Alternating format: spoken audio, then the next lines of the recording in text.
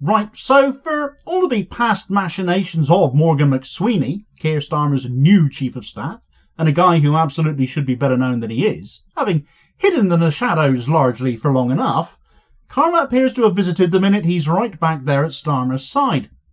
Having now replaced Sue Gray, the scrutiny she came in for, the right-wing hackerati of our mainstream media having had it in for her, seen as she was to have chucked their precious Bozo under the bus over Partygate, heaven forfend he faced responsibility for his actions after all.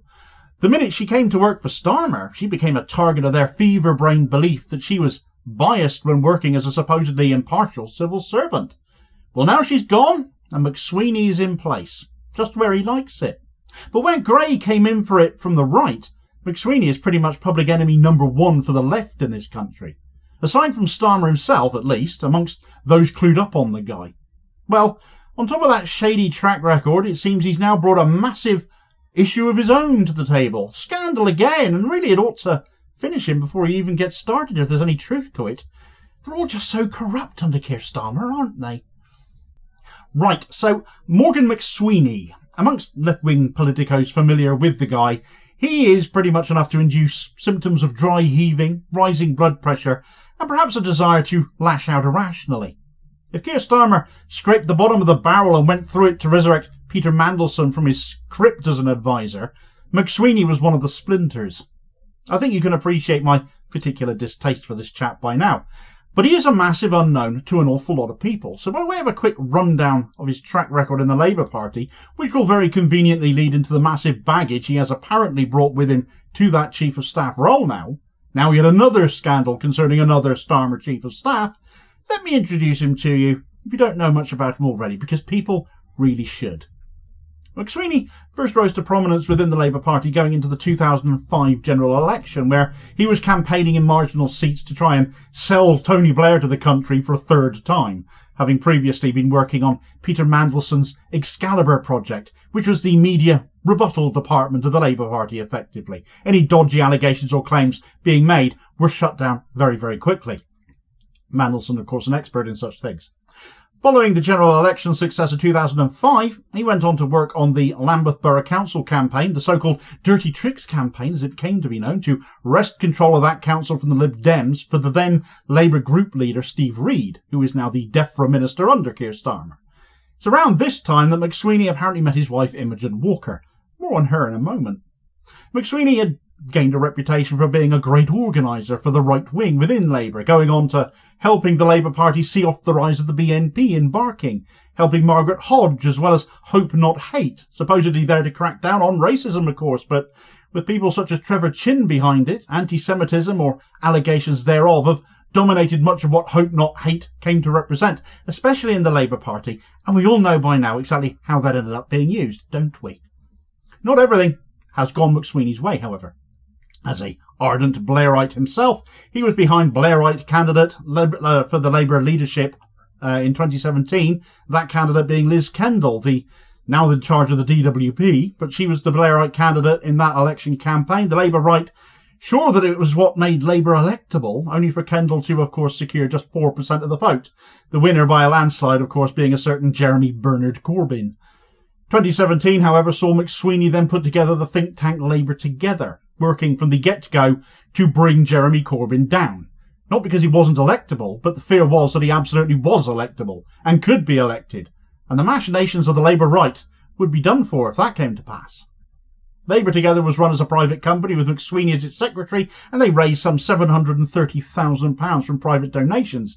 But McSweeney stopped reporting on these in December of 2017, and this elicited an investigation by the Electoral Commission, which saw Labour Together fined more than £14,000. Not nearly enough in my view. But so it is that avid freebie taker Keir Starmer, the scandal that is created in the Labour Party, now has a Chief of Staff implicated in being on the take themselves through that Labour Together involvement and that Electoral Commission fine. More on that again in a moment though, because this particular rabbit hole does get a whole lot worse. When it came to Starmer though, and that leadership campaign for him, 2020, McSweeney had learned from his mistakes with Kendall. Knowing the membership wanted a lefty leader to take over from Jeremy Corbyn, but having been part of the faction undermining Corbyn's leadership from the beginning, and recently the entire anti-Semitism scam levied at Corbyn to bring him down, it has emerged, was McSweeney's doing, he knew he had to sell Starmer as a Corbyn continuity candidate, only to have him pivot back to his preferred right-wing politics afterwards. Blow to what anyone else wants, the membership or the country, it's what the Labour right wanted that was all that mattered. That is exactly, of course, what we've seen Keir Starmer do. So that's Morgan McSweeney in a nutshell. Let's move on to his wife, Imagin Walker now. Walker was a bit part actor and councillor on Steve Reed's Lambeth Borough Council, McSweeney's involvement there already mentioned. This is a woman who loves to wear a parachute, it seems, and she was parachuted in to sort out the problems on Croydon Borough Council when they collapsed in 2019, 2020. There was no formal selection process to do so. Walker was just dropped in as head of the leader's office to investigate that. And when the same thing happened a couple of years later in the Midlands and Sandwell Council, Walker again strapped on the parachute and dropped in as head of the leader's office, once more to apparently sort things out again. And then this year, the parachute was donned once more, as this London-based councillor was selected to stand in the Scottish constituency of Hamilton. She was apparently dire at the local hustings, wasn't selected by local members. However, after a bout of online voting, thanks to the Croydon-based, any connection to her time there? Croydon-based Anony-Voter online voting system, which is widely considered by many Labour members and candidates to be completely corrupt, Walker was picked for Hamilton anyway. Also, conveniently, despite being a brand new intake MP as well, she's now the PPS for Rachel Reeves, so a front bench role for a prominent minister, the Chancellor of the Exchequer, straight from the beginning, straight from the off. McSweeney's influence, as you might imagine by this point, is massive. He is to Keir Starmer what Dominic Cummings was to Boris Johnson. But he's also just brought a massive amount of baggage with him, and it takes us back to Labour Together again. All that money Labour Together raised. Well, what did they do with it? Well, if you thought Lord Ali was the worst of Labour's donation problems, think again. Over the past year, Labour Together has given more than £210,000 to Cabinet members, nearly 4 times more than Lord Ali has given to the Labour Party in private donations. £10,000 of that went to Imagin Walker for her campaign, this newbie that's come out of nowhere. Now, McSweeney left his role at Labour Together in 2020, so none of this really applies to him directly, although his wife being implicated in donations does throw shade at that. At least, doesn't apply to him directly on the face of it, therefore. But this massive donation to Labour does warrant investigation, especially since they have been fined, Labour Together, for inappropriate financial decisions previously, and that did happen on McSweeney's watch. With the donation to Imagin Walker, McSweeney's wife, it does beg the question of whether or not McSweeney is still in a position of influence, let's put it, with regards to such matters. McSweeney tore apart the Corbyn project from within with ruthless enthusiasm. He got Starmer where he is today. To say Starmer will be holding McSweeney's hand as politically inept as he is probably an understatement, making you wonder who really is running the country, because McSweeney truly is ruthless. Some on the right claim the left have a pathological hatred for McSweeney, though. He's been successful, the left can't stand it. Well, what he has actually exposed is that the broad church that Labour claims to be is a complete sham. The Labour right would not accept a left-wing leader, yet the left has always had to accept a right-wing one when that has been the case. But when that got exposed, as Starmer's leadership has done, we all left and went elsewhere.